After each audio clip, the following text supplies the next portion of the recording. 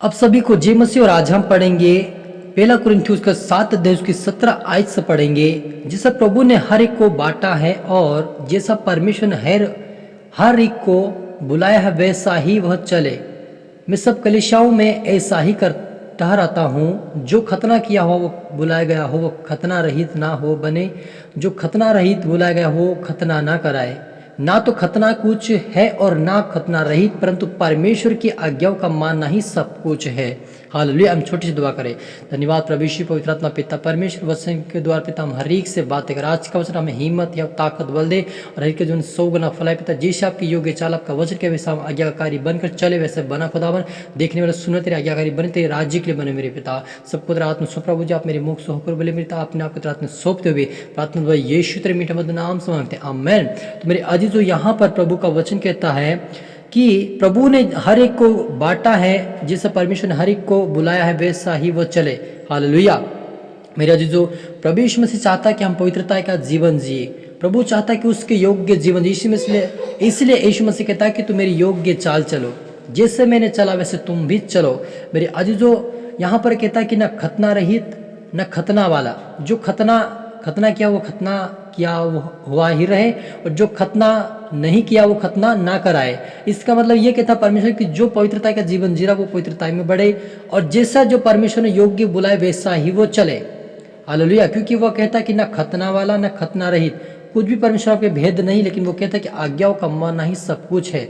Hallelujah. मेरे अजीजों, यहाँ पर प्रभु ये नहीं कहता कि तुम खतना कराओ या ना कराओ। ये पुराने नियम का ये नियम था कि उस समय लोग खतना कराते थे, पौलुस के समय में उस बात को पौलुस कहता है। लेकिन यहाँ पर परमेश्वर सबसे बड़ी आज्ञा यह दिया कि हमें परमेश्वर की आज्ञा को मानना चाहिए। हमें ये जो चीज़ें जो व्यवस्था दिया उस व्यवस्था का हमें ऊपर ध्यान नहीं देना है, लेकिन हमें वचनों की ओर ध्यान देना है। क्योंकि प्रभु यीशु ने कहा कि जो मेरी आज्ञाओं को मानता है वो मेरा बेटा बेटी है, जो मेरे योग्य चाल चलता है मेरा जन कहलाएगा। यानी कि प्रभु कहता है कि आज्ञा का मानना ही सबसे बड़ा है।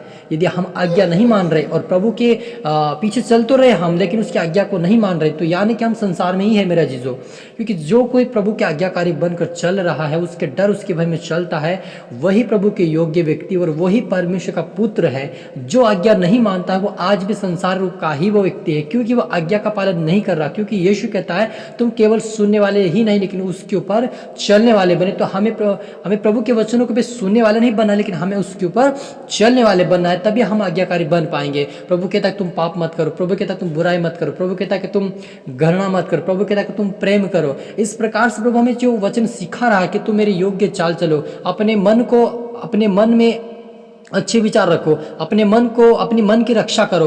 नीति वचन में कहता है कि अपने मन की रक्षा करो। यानी प्रभु कहता है कि हमारे मन को प्रभु के हाथ में देना है, तो प्रभु हमें संभालेगा। क्योंकि हमारा मन हमारे वश में नहीं है, लेकिन प्रभु कहता है कि तुम्हारे मन की बातें मैं जानता हूँ। यदि हम प्रभु की पवित्र आत्मा को हमारे जीवन में बुलाते हैं और वो पवित्र आत्मा हमारे जीवन में कार्य करता, तो हम मन की बातें परमेश्वर के सामने रखते हैं और वो परमेश्वर हमारे मन को जांच कर हमें मन को स्थिर करता है। क्योंकि हमारा मन ऐसा है मेरे अजीजों कि हमारे वश में नहीं होता है, वो इधर उधर भटकता है, कन संसारी अभिलाषों में चला जाता है, कोई भी विचार के अभिलाषा में चला जाता है, कहीं ना कहीं वो भटकता रहता है। लेकिन जब हम प्रभु की ओर हम ताकते हुए देखकर उसके एक वचनों के निमित्त चलते, उसके आज्ञाकारी बनकर चलते हैं और अपना तन मन प्रभु की ओर हाथ में देते हैं, तो वो हमें स्थिर करता है, हमें पाप और बुराई से बचाता है। क्योंकि वो कहता है कि मैं तुम्हारे लिए एक सहायक भेजूंगा, अर्थात वो सत्य का आत्मा आएगा, तुम्हें सत्य की बातें सिखाएगा। यानी जब पवित्र आत्मा हमारे जीवन में आता मेरे अजीज, तो हमें सत्य की बातें सिखाता है और हमें मन को स्थिर करके हमें आज्ञाकारी बनाता है। और प्रभु यहाँ पर कहता है कि ना तुम खतना रहित ना खतने वाले बनो, लेकिन कहता है कि तुम सिर पर क्या करो, आज्ञाकारी बनो। सब कुछ क्या है, आज्ञा है मेरे जीजो।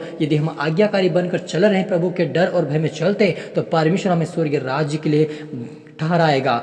ये लिखा है कि यदि तू दास की दशा में बुलाया गया हो तो चिंता ना कर, परंतु यदि तू स्वतंत्र हो सके तो ऐसा ही काम कर। क्योंकि जो दास की दशा में वो प्रभु में बुलाया गया हो वो प्रभु का स्वतंत्र किया हुआ है, वैसे ही जो स्वतंत्र की दशा में बुलाया गया वह मसीह का दास है। हालेलुया। प्रभु कहता है कि ना तू स्वतंत्र, यदि तू स्वतंत्र बुलाया गया तो स्वतंत्र के अनुसार ही रहे, यदि दास तो दास के अनुसार ही रहे। लेकिन जो स्वतंत्र है उसको परमेश्वर अपना दास कहता है, और जो दास है उसको परमेश्वर कहता है कि तू मेरा स्वतंत्र किया हुआ पुत्र है। तो हमें प्रभु ने हमें उस बंधन से छुड़ाया कि शैतानी शक्तियों शैतानी बंधन संसार अभिलाषों से हमें बाहर किया है, हमें स्वतंत्र किया है। प्रभु यीशु ने कहा सत्य को तुम जानो, सत्य तुम्हें स्वतंत्र करेगा। यानी प्रभु कहता है कि ये तुम दास के रूप में बुलाए तब भी मैं तुम्हें स्वतंत्र कर दूंगा, ये तो तुम स्वतंत्र, तुम मेरे दास कहलाओगे। यानी प्रभु चाहता है कि हम उसके योग्य चाल चले, उसकी शिक्षा के अनुसार जो उन्होंने हमें बांट कर दिया है, जो हमें वचन दिया उसी के अनुसार हम चलना चाहिए कि प्रभु का वचन हमें क्या कहता है उसके अनुसार हमें चले तो हम स्वर्गीय राज्य के लिए बनेंगे। और प्रभु हमें उस योग्य ठहरा कर हमें उसके स्वर्गीय राज्य के लिए हमें परमेश्वर अनंत जीवन के लिए हमें तैयार करेगा, क्योंकि प्रभु चाहता है कि हर एक व्यक्ति उसके स्वर्गीय राज्य में प्रवेश करे। हालेलुया। तो हम छोटी दुआ करें। धन्यवाद मेरे पिता परमेश्वर, पौलुस कहता पिता की परमेश्वर जिस योग्य हमें बुला उसी योग्य चाल चलना चाहिए हमें। यस मेरे खुदा, हमें आपकी योग्य चाल चलना सीखा, हमें आज्ञाकारी बना प्रभु जी, हम तेरे डर तेरे भय में चले मेरे खुदा। आप कहे वैसा हम चले, तेरी इच्छाओं को पूरी करने वाले बने, जैसा आपकी स्वर्ग में खुदा इच्छा पूरी पृथ्वी पर होने पाए मेरे पिता। आपने कहा कि न खतना रहित वाले, लेकिन जो कुछ है वो सब कुछ उसमें है कि आज्ञा मानना। प्रभु हमें आज्ञा मानना सिखा, हमें आज्ञाकारी बनकर चले, तेरे राज्य के लिए बने मेरे खुदावन। और जितने देखने वाले सुन तेरे हाथ में सौंपता मेरे पिता परमेश्वर, अपना पुत्र हाथ में सौंप। तो ये प्रार्थना यीशु तेरे मीठा मधुर नाम से मांगते हैं, आमीन।